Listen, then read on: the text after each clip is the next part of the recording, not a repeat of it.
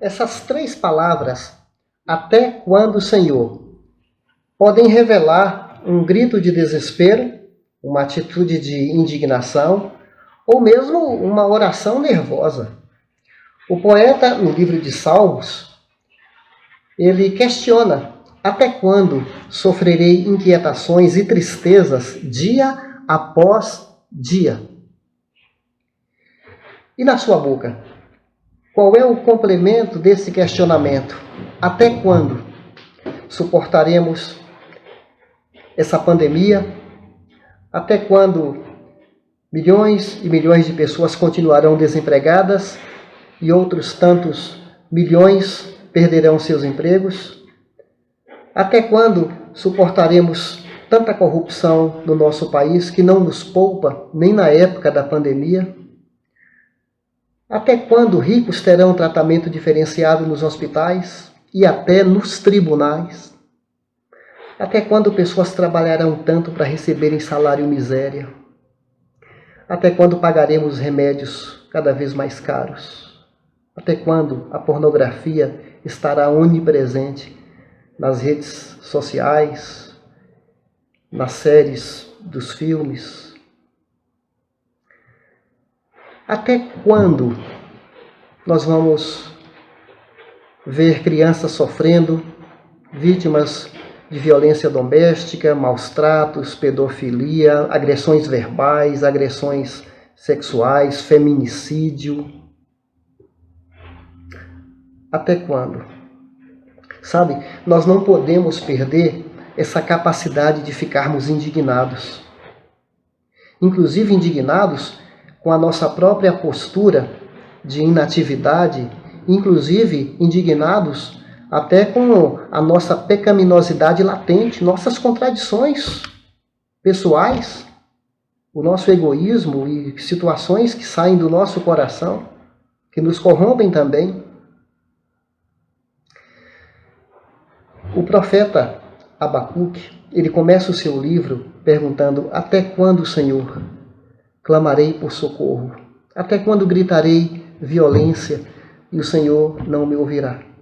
Parece que o silêncio de Deus o incomodava.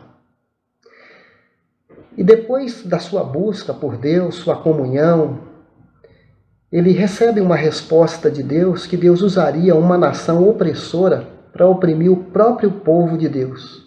Afinal, o próprio povo de Deus estava com autossuficiência, indiferente, egoísta, com uma rebeldia muito grande, com uma falta de solidariedade. E Deus disse então para seu profeta que aquele sofrimento seria para o povo do próprio Deus aprender grandes lições. Eu tenho a impressão que o nosso Deus está tratando com a gente, para a gente crescer na capacidade de sermos mais generosos, mais solidários, mais dependentes dele e percebermos que nós temos limites, que nós precisamos dele. E ele está pronto para cuidar de nós, assim como um pai cuida do filho.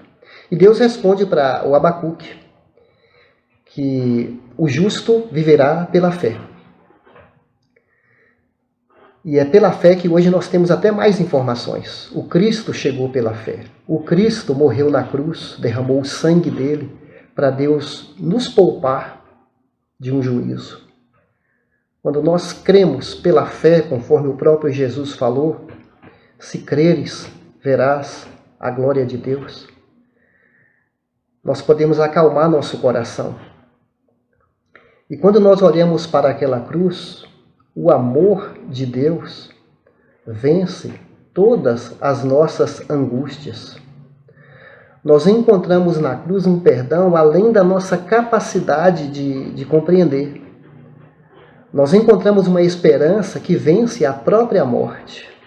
Então, Abacuque sossega o coração e ele começa a entender o que é viver pela fé.